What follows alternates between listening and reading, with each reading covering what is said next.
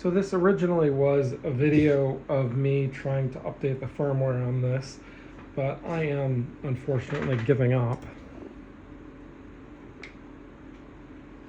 I've not been able to figure out exactly how to get this thing to read the firmware. So there's I have the grounds connected. This is a Raspberry Pi Pico. My grounds are connected, at least they were. And I have this attached to the reset switch. So part of my problem is that I need to pull a pin on this chip up to 5 volts, or no, sorry, to 3.3 volts, boot 0, so that it will show up with the RXD and the TXD, but it's not showing up. And I would like to use this for something. I would like to actually use it now. So I just wanted to do a quick video of what is on the inside, and then also where I'm asking for help, because I wasn't able to figure it out. My AI thing wasn't able to figure it out, and it's probably something simple that I'm just not going in the right order or something. But whenever I connect it, the serial reader thingy doesn't actually see anything. Make sure that's that closer where you can see it. Cat hair. Go away, cat hair. I need to wipe this off with alcohol before I put it back. Oh, hey, it's been plugged into power this whole time. Nice. But yeah, so the weird thing about this, which is probably not weird to people who are like electrical engineers, I do 3D printing. But there are 3 chips, and they're all slaved together. And those in turn, they're why this guy can run multiple Raspberry Pis and stuff at once, because it's it has a bunch of smarts in it. So there are the chips on the back. So there's the TXD, the RXD, and then the reset and stuff. Then, if you notice, there's a little pad that has there's a set of 6. And those go to the first 3 pins, which I need to make sure that's not shorted out. I don't think it is. So on the other side, and I've not been able to verify that, oh yeah, I can set down the soldering iron now. I've not been able to verify that.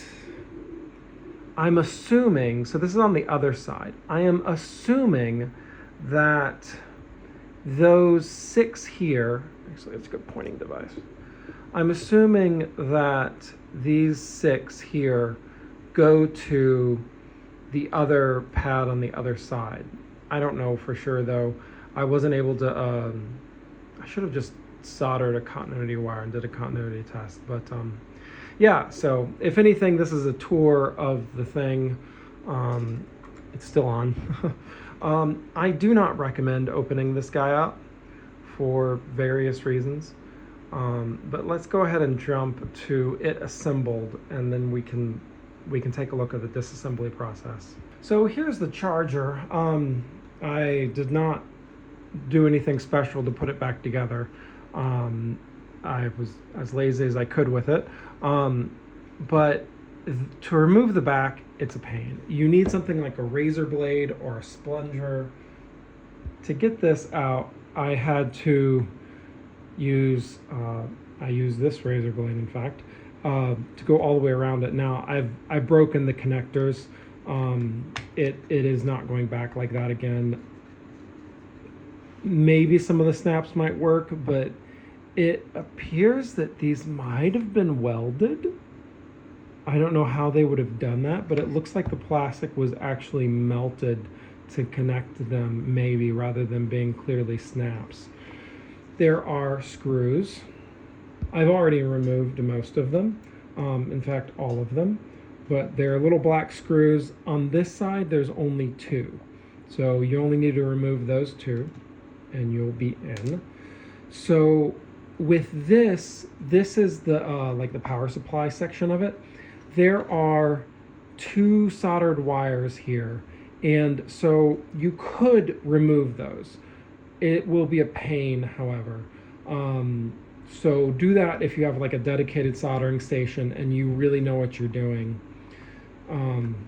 So then we can rotate this up, and oh, of course, this is all coming out. I've already disassembled this before. This would be in here like that. This would be down here. So there are a bunch of screws to remove. I've already removed them. So it would be something like, and we're gonna have to do this. This is gonna be really fun. But it'd be something like this. There we go. Where all of the screws would be in there. You remove all of the screws. There's one screw that you need to remove from this side. So you need to go like this and reach the screwdriver in there and remove it that way. So reassembly is fairly easy, except for one note. When you're disassembling this, there are some there's a ribbon cable back here. That ribbon cable is the screen cable. So let me go ahead and remove that so you can see inside. So this is the inside of it, and that's the cable I'm referring to. What the heck? Let's remove. I don't want dust to get. Oh, hey, look, there is dust in there. Okay. I have an excuse for removing this.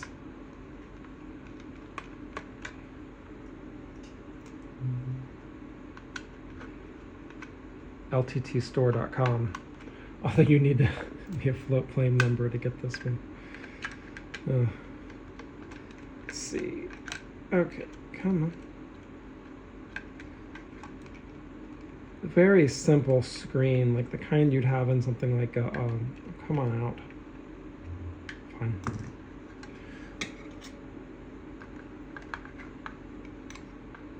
I'm just gonna struggle, aren't I?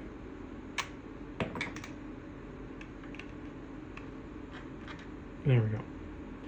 Very simple screen, the kind you would have in like a, kind that you would have in like a calculator or something. But going to immediately put that back. I guess if anything, this has become a reassembly guide. So the easiest way that I found for the screen ribbon cable is to put some tape. Tutorial on finding the tape end. I could use that. So here we go. Take a bit of tape, put it on some sort of fabric or something so that it's gonna come off. Blue jeans would work too. Then we will go and there we go. So now that's taped up in the corner there.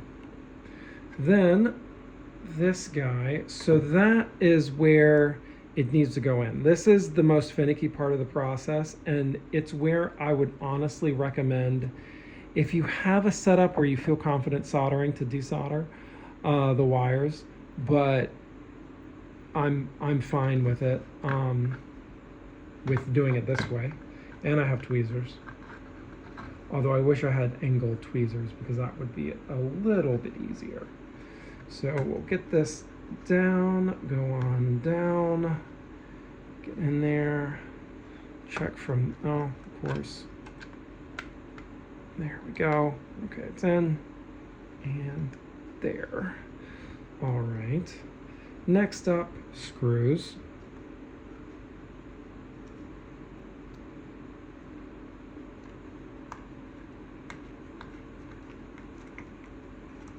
Ooh.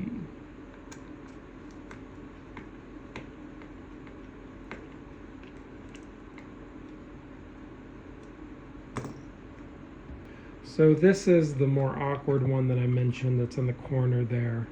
So having a magnetic screwdriver will help.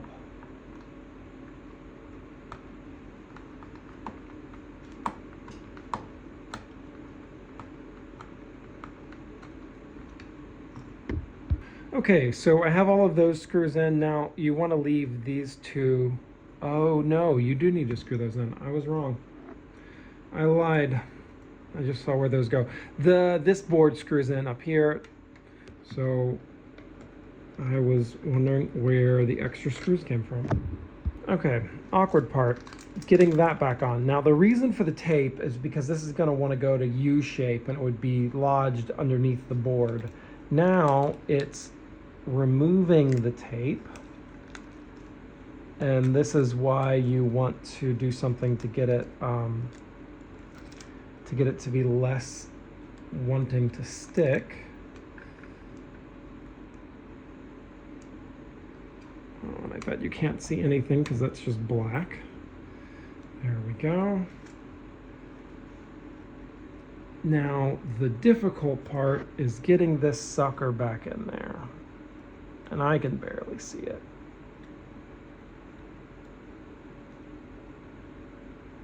Okay, no.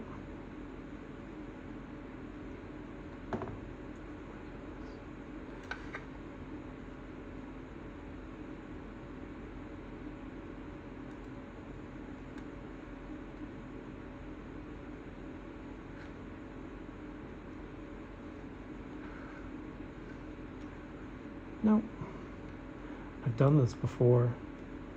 This is why you should really consider soldering it. In fact, that's the whole message behind me making this video, is consider doing your own soldering for this.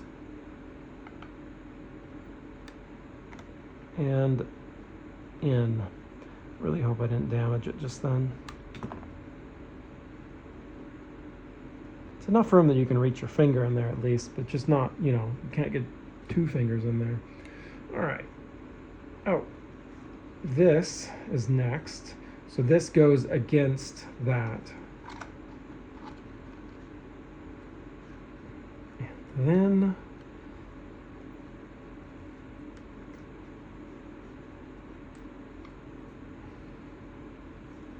come on.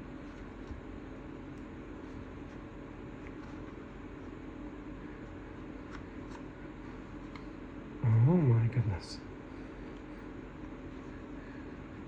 Okay, you have to like really push down on the AC connector, right? As I'm saying that, is it push and pull? There we go. Okay, so that's in. Now this thing is always going to be not quite in there.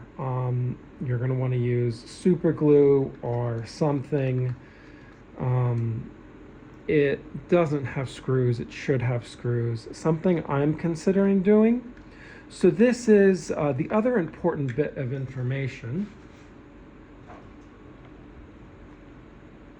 Let's plug this in.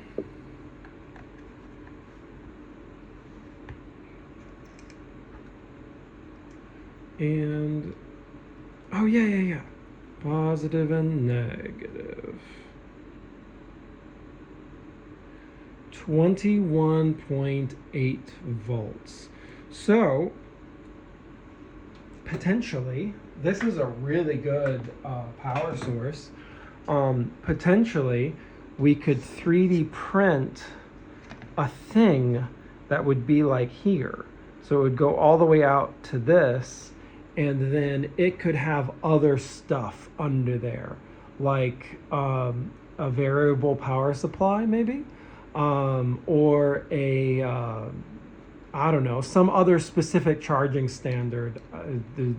There's the various other chargers, or like, whatever you wanted down there coming out. And as long as you're not overloading these ports, because I mean, what are you going to be, like, as long as you're not overloading those ports, you voided your warranty. But I mean, I love voiding warranties. It's the best thing ever. But and then you have room for whatever kind of like smarts you want in there. Even better, something like this. Potentially talking about am I going to get in there? I'm not going to get in there right now. Potentially those chips have like an on-off for the individual ports. Maybe you can incorporate your own on-off into it, but you'd have to do some really fine soldering, so I don't know if that's actually worth it. But what I do think is worth it is incorporating various things like the Home Assistant and stuff in there. Potentially other things could be included, like you could have a relay under it, but it doesn't come off. This is no longer, once you've opened it, it's no longer good for it being a mount. So you will need to do some sort of glue, but I don't know. I'm thinking gluing some kind of 3D printed thing here and then other stuff in there. I don't know. It's just an idea.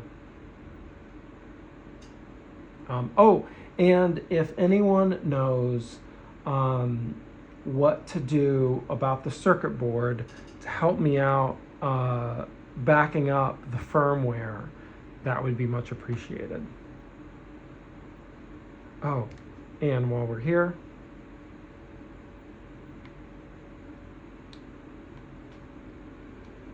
did I break the screen?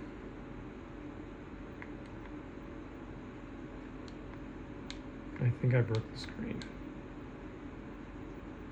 Or it's not connected. One or the other. Is it charging?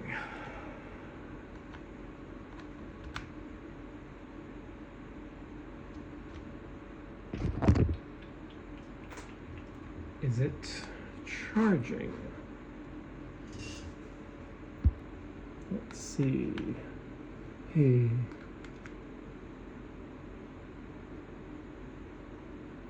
Okay, it's working. I just messed up the display. Good job. Good job. Let me fix that.